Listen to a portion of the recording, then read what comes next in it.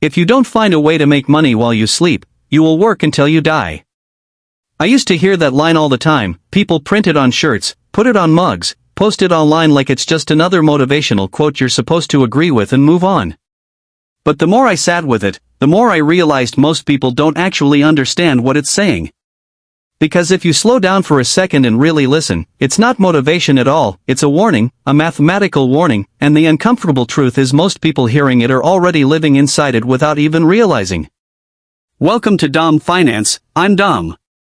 This is where I try to break down money, work, and freedom in a way that actually makes sense in real life, not just in theory.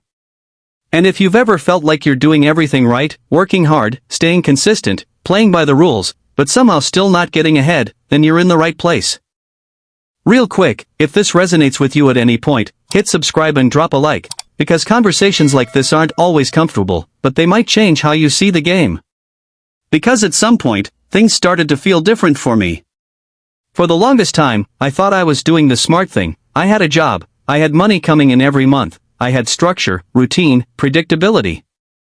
Wake up, go to work, sit there for 8, sometimes 10 hours, come home exhausted, and repeat. And I told myself this is what responsible people do, this is stability, this is security.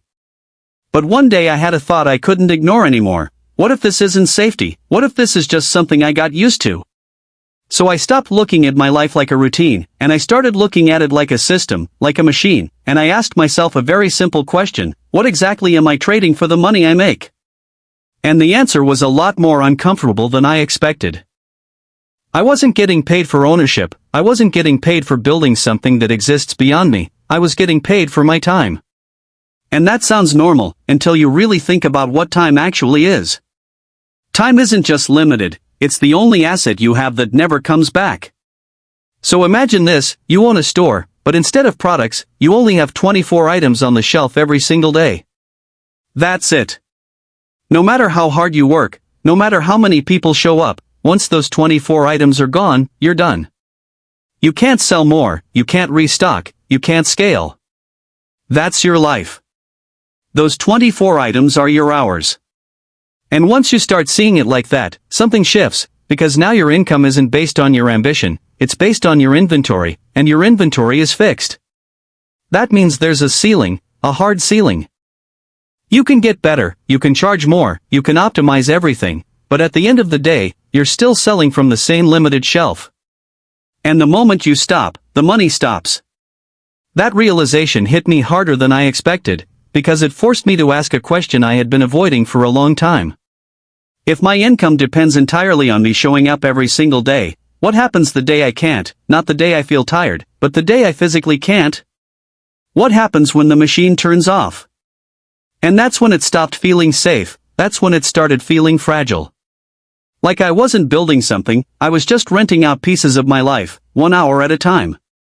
And the scariest part is, this is considered normal, this is what most people spend their entire lives doing, not because they carefully chose it, but because no one ever showed them another way to think about it. So in this video, I want to break that down, not as motivation, not as advice, but as something much more uncomfortable, something you won't be able to unsee once it clicks, the math behind the trap. And once I stopped reacting to how things felt and started looking at how they actually worked, I realized something that was honestly harder to accept than I expected. The system isn't confusing, it's just precise, and it's built in a way that most of us never take the time to truly examine. At first, I thought I just needed to work harder or make better decisions, but the deeper I looked, the more I started to notice patterns that didn't feel random. One of the first things that stood out to me was how money is treated differently depending on where it comes from. When I earn money by trading my time, it feels immediate, like I worked, I got paid, end of story. But if I zoom out for a second, there's something else happening before that money even reaches me. It's already been reduced, already been filtered through layers I don't control. And for a long time, I accepted that without question, because it felt normal, it felt like the default experience for everyone. But then I started paying attention to people who don't earn primarily from their time, people who earn from assets, from ownership, from capital being deployed rather than hours being spent. And I couldn't ignore the difference in how that income behaves, not just in how it grows, but in how it's treated. It's not just about making more, it's about keeping more, and that distinction changes everything. Because suddenly it's not just about how hard you work, it's about the structure you're operating inside of. And that's when it started to feel less like a personal problem and more like a systemic one, not unfair in an emotional sense, but clearly designed with a certain direction in mind. Then I started noticing something even more subtle, something that doesn't hit you all at once, but slowly compounds over time, the timing of how things change. I used to think of rising costs as something random, something that just happens, but when I really looked at it, I realized not everything moves at the same speed. Certain things start increasing in value earlier than others, and the people who are connected to those things benefit first. Meanwhile, the things most people rely on day to day, the cost of living, the essentials, they catch up later, and by the time they do, it already feels like you're behind. I kept thinking about moments in my own life where I felt like I was making progress, getting a raise, earning more than before, but somehow it didn't translate into real improvement. And that disconnect used to frustrate me, because it didn't make sense emotionally. But when I looked at it through a different lens, it started to click. It wasn't just about how much I was making, it was about when that increase happened relative to everything else.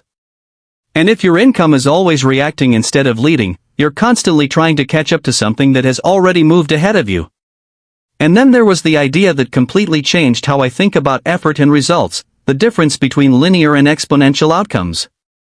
When you're working for income, everything feels straightforward. You put in time, you get paid. If you want more, you either work more or increase your rate. It's logical, it's predictable, and in many ways, it feels fair. But there's a limit built into that structure, a limit that you can't push past no matter how disciplined or motivated you are, because your output is directly tied to your input, and your input is finite. But when I started looking at people who build their own things, I realized they're not playing the same game. Their results aren't directly tied to how many hours they put in on a given day, they're tied to systems, to assets, to things that continue to operate even when they're not actively involved. And that's when it hit me in a way that felt both obvious and uncomfortable. I wasn't just moving slower, I was operating in a completely different model. A model where effort is always required for output, in a world where the biggest outcomes come from things that don't require constant effort. And once I saw that clearly, it became hard to ignore the gap, not just in income, but in how that income is created, how it grows, and how sustainable it actually is over time. And once I understood that the game wasn't just difficult but fundamentally tilted, I had to face a question that was a lot more personal than I expected. If I can see this so clearly now, why did I stay in it for so long? Because the truth is, this isn't just about money or logic, it's about how we're wired as human beings, and the way this system quietly hooks into that wiring without us even noticing.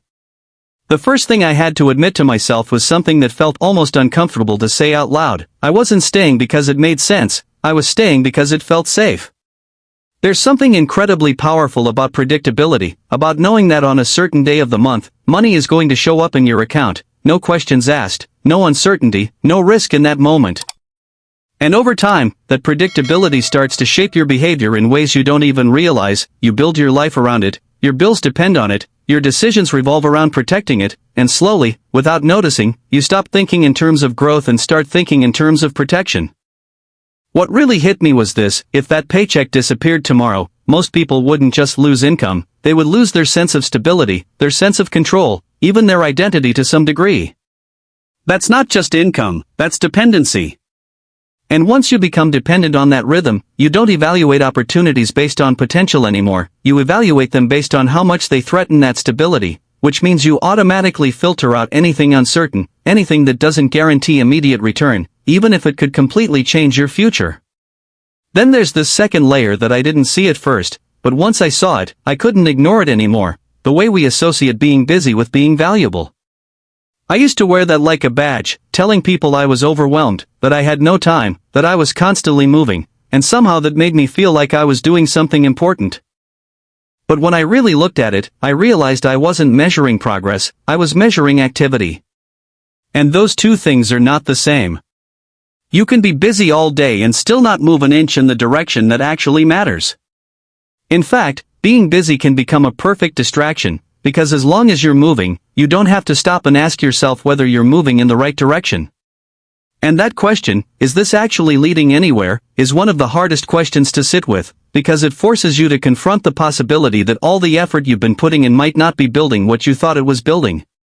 So instead of facing that, it's easier to stay in motion, to keep filling your time, to keep telling yourself that effort equals progress, even when deep down, you know something doesn't feel right.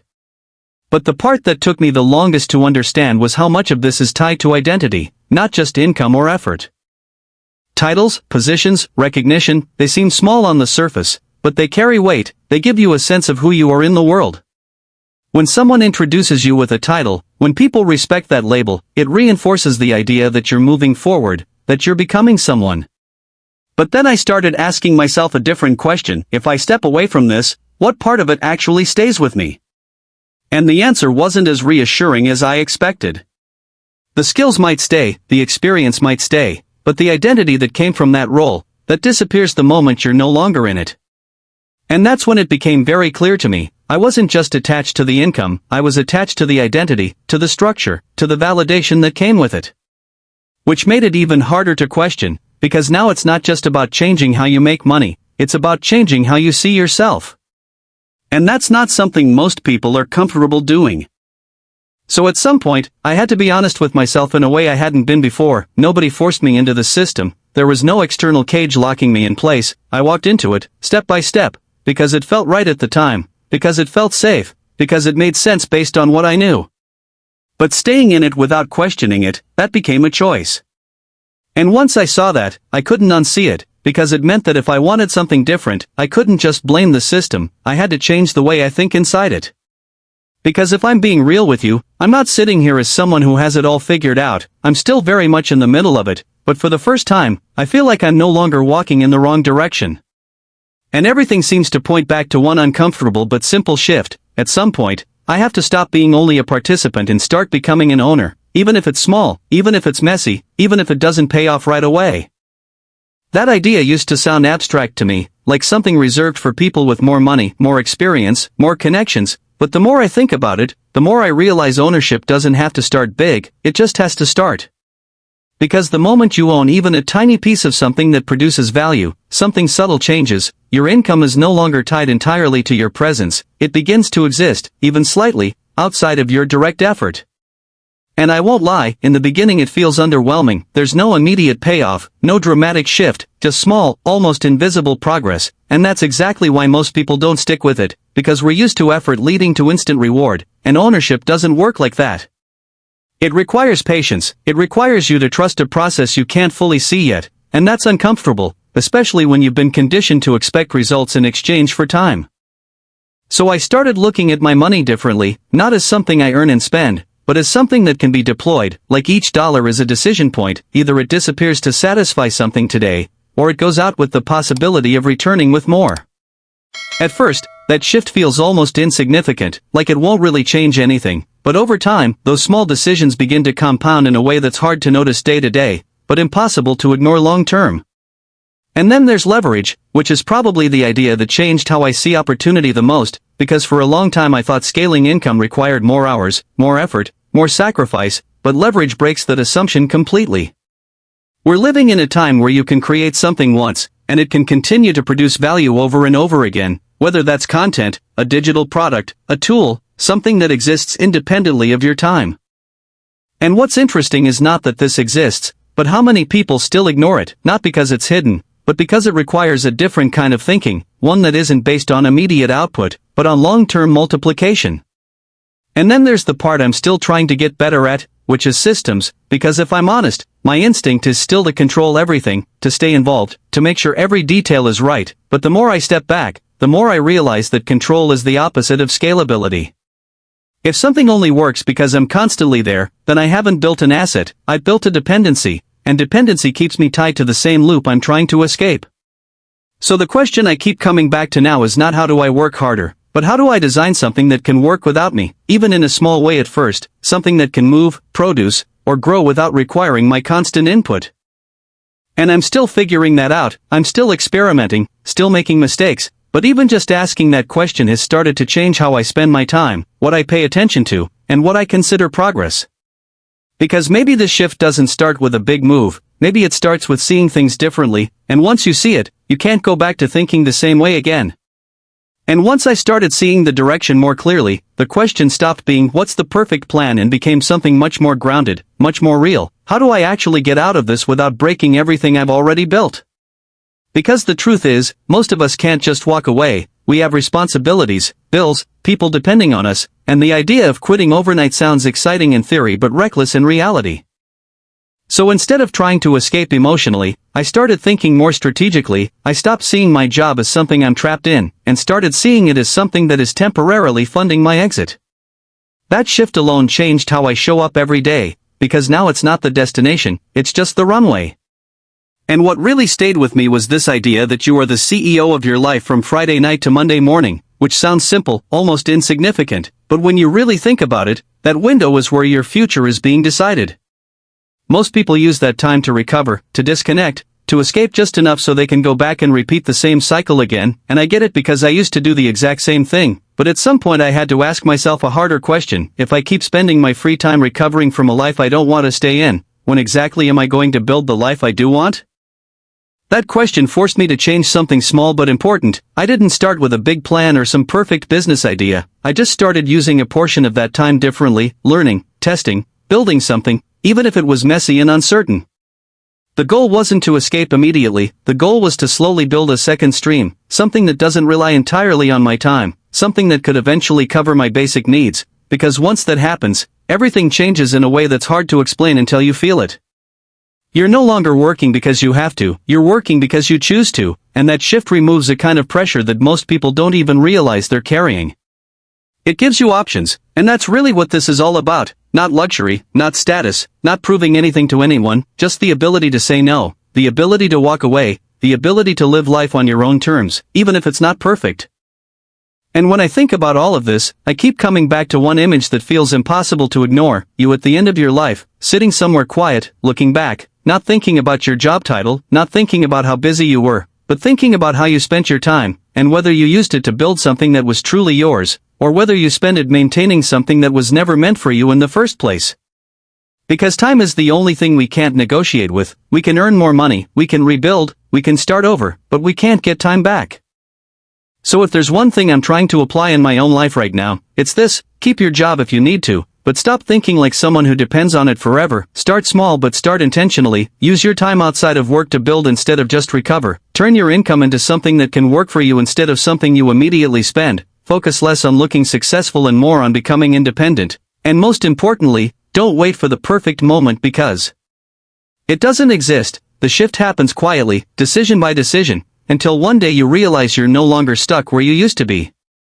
So let me ask you something simple: if you had just 2 extra hours every day, would you use them to escape your life or to change it? Drop your answer in the comments. I really want to hear your perspective and see how you're thinking about this. And if this video made you pause and reflect even for a moment, hit subscribe and support the channel, because I'm going to keep making content like this so we can figure this out together.